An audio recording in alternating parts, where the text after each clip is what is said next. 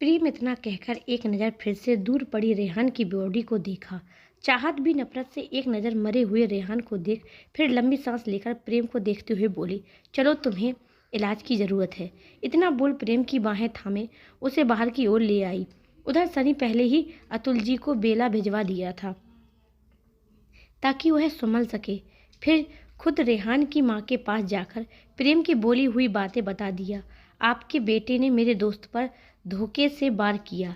इतना ही नहीं, अपने पागलपन में उसने मेरे दोस्त की गर्लफ्रेंड यानी कि मेरी भाभी को भी अगवा कर लिया। उसे इमोशनल ब्लैकमेल किया, उसे टॉर्चर किया ज़बरदस्ती। प्रेम और उसकी लड़ाई हुई, उसमें आपका बेटा मुँह छुपाकर भाग गया। यह सुनकर रेहान की माँ ने लंबी सांस लेते हुए बोली, हाँ मैं जानती थी वह ऐसी गिरी हुई हरकत ही किया होगा।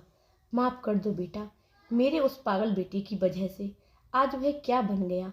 सनी शांति से उन्हें सांत्वना देते हुए प्रेम की गाड़ी में बैठाकर उन्हें रवाना कर दिया उनके गांव के लिए।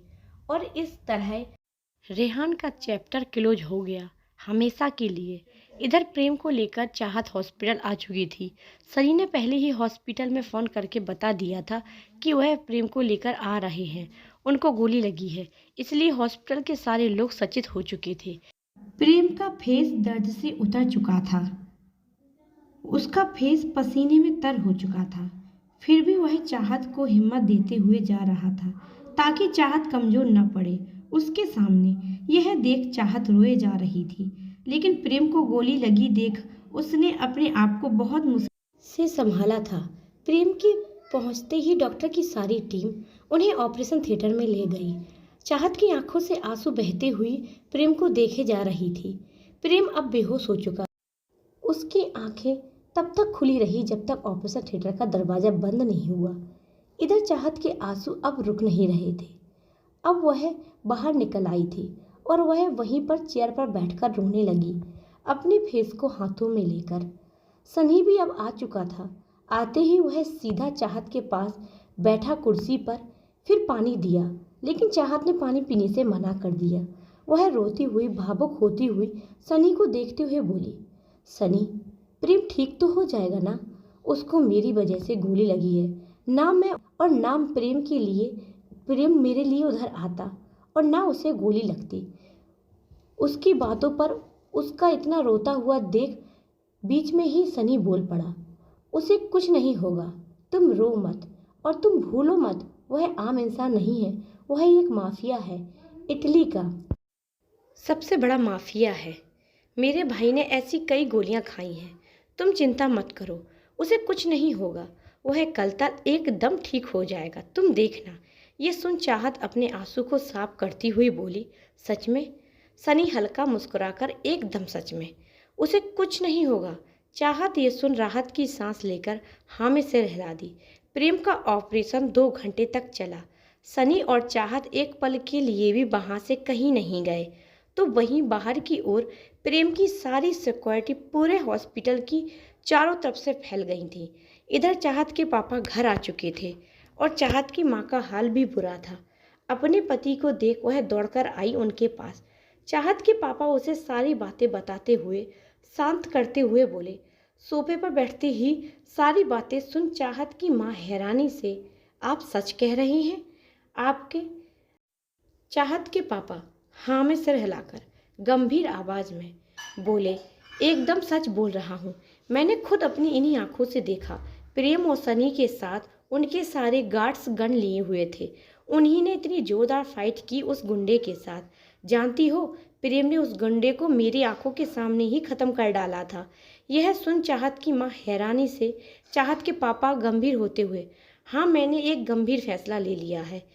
अब जब मुझे पता चल ही गया है प्रेम राय कपूर की सच्चाई, तो मैंने फैसला ले ही लिया है।